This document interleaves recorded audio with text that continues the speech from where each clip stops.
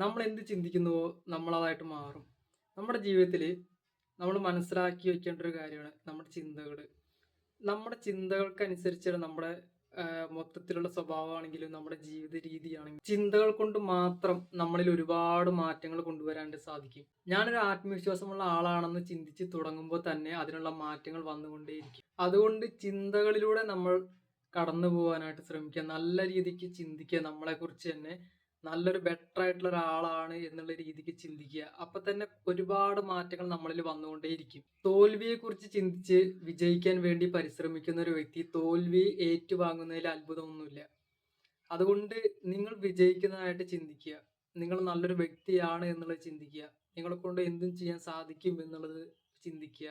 ആ ചിന്തകളിലൂടെ തന്നെ നിങ്ങൾ നീങ്ങുമ്പോൾ ഒരുപാട് മാറ്റങ്ങൾ നിങ്ങളുടെ ജീവിതത്തിലും നിങ്ങളിലും വന്നു ചേരുന്നതായിരിക്കും. നമ്മൾ എന്താണോ നമ്മളെക്കുറിച്ച് ചിന്തിക്കുന്നത് അതിന്റെ ഒരു ഉത്തരം മാത്രമായിരിക്കും നമ്മൾ.